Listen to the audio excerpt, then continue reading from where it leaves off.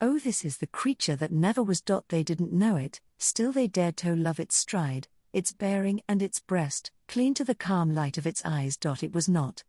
Out of their love they made it, this pure creature, Rainer Maria Rilke, from Sonnets to Orpheus. You came here because you were told to, and because here is where wonderful things are known to happen at night. You combed the streets, the tangle of unfamiliar smells, poultry, muskmelon, marigold, until you reach the pockmarked, once red wall of the ship palace. There's a sad sort of majesty to the place, but you're not here for the beauty of ruins. You're here for the hawse, the tank, its fabled waters now scummed over with algae and detritus. In your hand there is a pamphlet, saffron yellow and Hindi scrawl, with a telephone number and an instruction, to call between 6 and 8 p.m., to speak long and loud, to say hello. You say hello, and for a moment the horse flickers into life, its incandescent frame reflected in the water. A crowd has bloomed around the tank. Children sing into receivers, hello becomes a 10-syllable word. Soon the line is swamped as callers compete for the creature's fitful attention. Not quite the miracle you had in mind, this rickety chimera, part neon piñata, part show pony, plus wings, assembled at the local metalworks and lit up by Chinese-made LEDs. Still, it is a thing of wonder. A winged horse rests on the surface of a lake and human voices make it glow. Say hello to the Hawes, 2010, the brainchild of designer and filmmaker Vishal Rawley, was an attempt to revive the long-neglected water reservoir in Rawley, one of the 7 ancient cities that make up the state of Delhi, drawing on the story of the Prophet Muhammad's ascent to heaven astride a winged horse called Buraq. Rawley designed a sculpture of the creature, fitted it with a phone line and a constellation of fairy lights, and left it to bob in the middle of the tank. People could dial in and speak, their voices would trigger the phantasmagoria. In the night footage preserved online, Buraq's skeleton flashes on and off to the babble of unseen voices. The gasps are subtitled, the curiosity palpable. What to an outsider may have seemed an alien landing was really the portal to a mythic past. The horse had a history here. The horse was built in the 13th century after an early slave sultan of Delhi, Shamsuddin Iltutmish, dreamed he was visited by the Prophet Muhammad astride his winged steed. In the dream, the Prophet directed the king to a fountainhead that sprang where Buraq struck the ground with her hoof. On waking, the story goes, Iltutmish hurried to the site where he discovered the mark of a hoof imprinted on the earth. Dreams were an important part of the apparatus of medieval kingship. Auspicious visions could steady a shaky crown. More, a widely circulated hadith declared that seeing the Prophet in a dream was equal to seeing him physically. To dream of the Prophet, then, in other words, to be considered a direct witness to his words and deeds, which together form the basis of Islamic law, was to be in a very privileged position indeed, and Iltutmish acknowledged the honor with due piety. He built a water tank, the Hawz-i-Shamsi, to mark the hallowed spot. For centuries the tank remained a site of local devotion. Magical properties were ascribed to its waters, and the great 14th-century traveler Ibn Battuta described how small boats ferried pilgrims to the red sandstone pavilion at its center. The story of the reservoir and its otherworldly aura echoes another origin myth, that of the Hippocrene, or horse fountain, which sprang from the hoof scuff of Pegasus and is remembered in Greek mythology as a fount of poetic inspiration. Unlike Pegasus, however, who emerged fully formed from the blood of Medusa, Buraq's conception was gradual, her evolution more peculiar and circuitous. She crops up on Persian miniatures and Pakistani trucks, Zanzibari ephemera and Libyan airplanes, Senegalese glass paintings and Indian matchboxes. Yet despite her many incarnations, or perhaps because of them, her essence remains elusive. There is no original, no definitive Buraq, but rather an unruly palimpsest of jumbled creeds, kitsch, and sheer artistic caprice. The bare bones of Buraq look like this. From the Arabic root brq, which means to shine or sparkle, her name evokes the lightning speed with which she carried the Prophet from Mecca to Jerusalem and thereon to heaven, an episode known as the Mirage, or Ascension. The Quran alludes to this journey, in 2 cryptic verses that lend a whole chapter, the night journey, its title, but makes no mention of the vehicle. Because Buraq is absent from scripture, theologians give her short shrift, confining her to fly-by-night cameo roles. She first appears in the 8th century, in the earliest extant biography of the prophet, as a winged beast, white in color, smaller than a mule and larger than an ass. Buraq is a creature not of scripture but of law, and in these early writings she is still a vague, unfinished thing, uncertain of shape, let alone sex. She will take centuries to evolve a human face. Some 500 years passed before the historian Al-Thalabi wrote that Buraq had a cheek like the cheek of a human being, a not quite metaphor that launched her never quite completed metamorphosis. The literature on Muhammad's ascension to heaven grew to be enormous, but only after it slipped its scriptural moorings and slid out into poetry and folklore. Every life of the prophet had a chapter on the subject, and scholars and mystics endlessly pondered its meaning. The story was deployed and reinterpreted among Islam's subcultures, and also among its foes. There are versions in Malay, Uzbek, and Old French, in Buginese and Castilian, and a beautifully illuminated version in Shagate, a form of Middle Turkish named after Genghis Khan's second son. Like Buraq herself, the story has never settled into a final form, it alters every time it is told. In some accounts, the duo do not stop at Jerusalem but venture through the 7 heavens where, at the climax of their journey, the prophet comes face to face with God. There he might meet a celestial rooster, or a polycephalous angel, and sometimes he pays a visit to his mother and father in hell. In others, the prophet ascends to heaven by means of a glittering ladder, having fastened Buraq to a wall at the foot of the Temple Mount.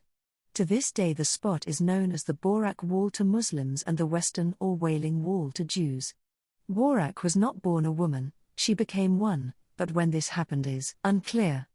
At some point an anonymous genius gave her a lustrous mane and a jeweled throat, and artists have never looked back.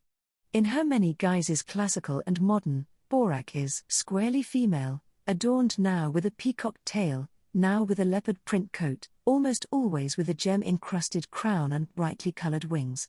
She grew into a staple of Muslim visual art, seizing the collective imagination until writers too followed suit. By the 16th century, the Persian historian Kuan-Damir could write that Buraq had a face like that of a human and ears like those of an elephant, its mane was like the mane of a horse, its neck and tail like those of a camel, its breast like the breast of a mule, its feet like the feet of an ox. Its breast looked just like a ruby and its hair resembled white armor, shining brightly by reason of its exceeding purity. The Persian language has no gender, obliging writers like Kuan-Damir to continue to describe Buraq in neuter terms even as she gained in feminine luster and finery. It is perhaps no coincidence that Buraq is most spectacularly beautified in works by Persian miniaturists, as if these artists were giving excessively lavish expression to a femininity their language would not allow them to convey in words, as if the sexual restraint, the grayness, imposed by one medium made for an aesthetic of sexual maximalism in another. If Buraq's early, skeletal form most recalled Pegasus, the sexless winged horse of classical antiquity, her new embellishments brought her closer to those other feminized hybrids, Sphinx and Chimera. Gustave Flaubert summed up the appeal of such composite, yet distinctly female creatures, who has not found the chimera charming, who has not loved her lion's snout, her rustling eagle's wings, and her green glinting rump? In taking on the allure of these figures, however, Buraq also acquired a troubling ambiguity. After all, unlike those other mythical beings, Buraq is a devotional object, theologically more akin to an archangel than to a many-headed beast of prey. She is, existentially, inseparable from Muhammad, she exists only to carry him on his journey, making her feminized appearance all the more startling. Visually, they evolve in opposite directions, the more Buraq gains in Baroque adornment, the more the figure of Muhammad seems to retreat into allegory. As her body comes to the fore, his grows austere and immaterial. Bodies are everywhere in this story, and they are awkward. The friction between the historical prophet and his fantastical mount, between the sacred and the physical, reflects a similar divide within Buraq herself. She has been perceived both as a dream horse, mythical, sexless, emblematic, and as a creature of flesh. And Buraq as animal, especially in her more sexualized incarnations, in turn raises thorny questions about the body of the Prophet himself. Artists generally elided this problem, or creatively eluded it. Early images of the Prophet tend to show him with a veil, and more recently his body has been symbolized by a white cloud, a rose or a flame. Did the Prophet ascend to heaven in body or only in spirit? For all those who grappled with the meaning of the night journey, this was a central question. One solution was to skirt the problem of bodies altogether. The Persian polymath Avicenna thought the mirage a purely eternal, intellectual journey, less concerned with Muhammad's ascent than with the potential elevation of anyone engaged in abstract thought. He used the story's currency as a folk narrative to coax a largely uninitiated community into the pursuit of philosophy. For Avicenna, the Ascension tale was a useful means of dispelling anxieties about foreign intellectual traditions, by presenting these questions in terms familiar to his Muslim audience, and by reframing the Prophet's ascension as a spiritual journey one should try to emulate. He showed that the study of philosophy was not only compatible with traditional Islamic teachings, but central to the task of the pious believer. This sounds all very well and rational, but if bodies are erased from the story, if the night journey was merely a voyage of the mind, a static reverie, what is to be done with Buraq, who is pure color and pure form, who stands for nothing beyond her exuberant self? Avicenna doesn't say. The reality of the Prophet's flight is dismissed in a line. It is known that he did not go in the body, because the body cannot traverse a long distance in one moment, but winged horses are not so easily idealized. Buraq is, unavoidably, infectiously physical.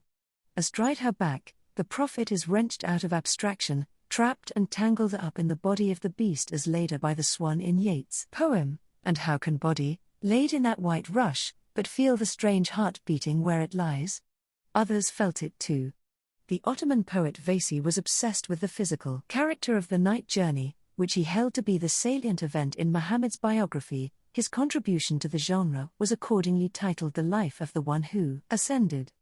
Veysi's most famous work, the Habname or Book of Dreams, takes the form of a dream conversation between Sultan Ahmed I and Alexander the Great, and suggests a belief in the essential fluidity between the world of dreams and real life.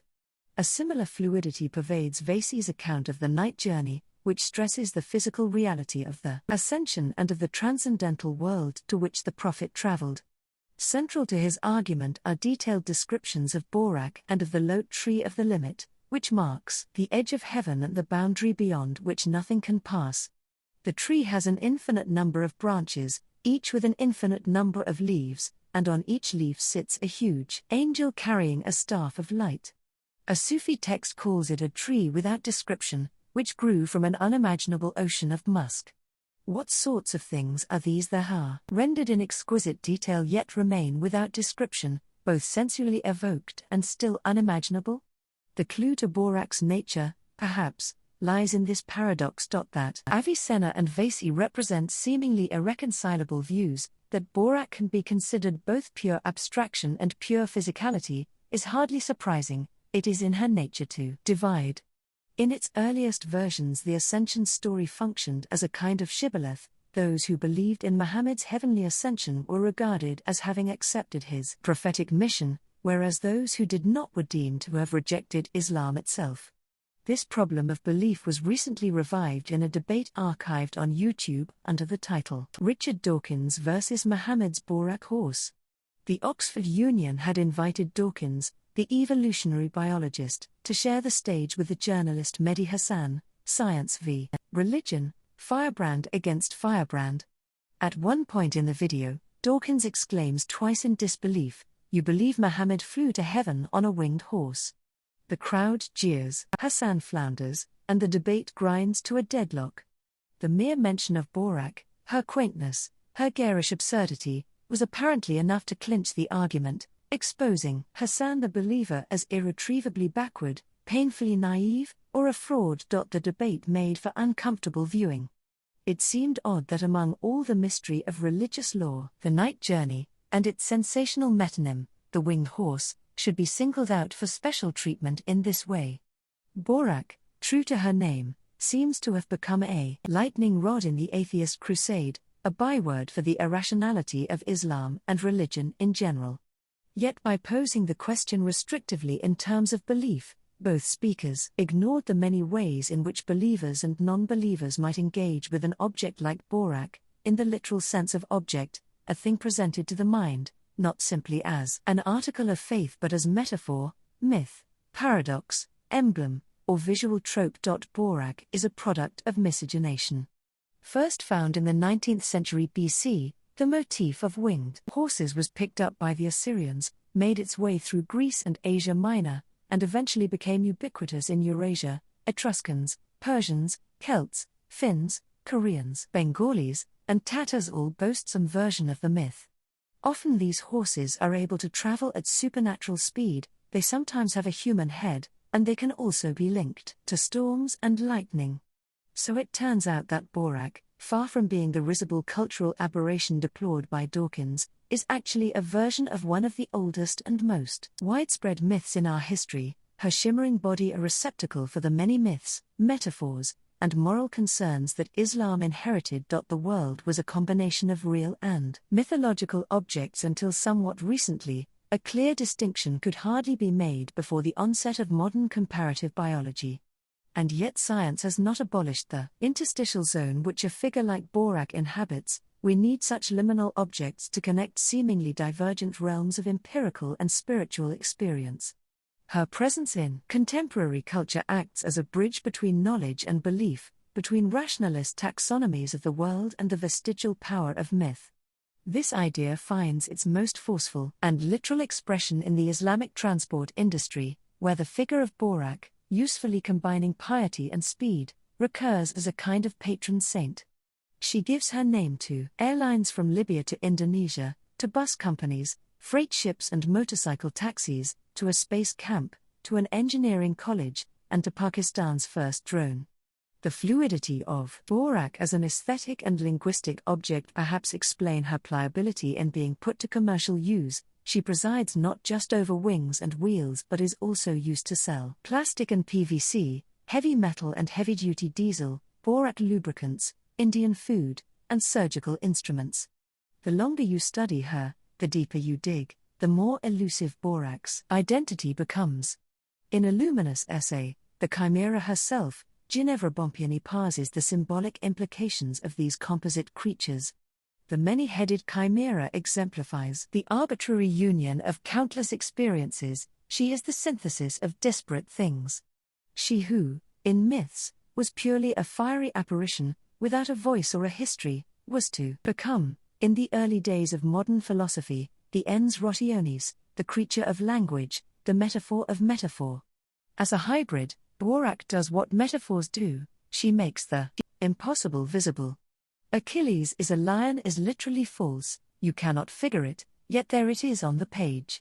In the basic metaphorical statement, A is B, Buraq plays the same role as the copula, the is, brazenly flouting the law of non-contradiction, mixing that which should not be mixed.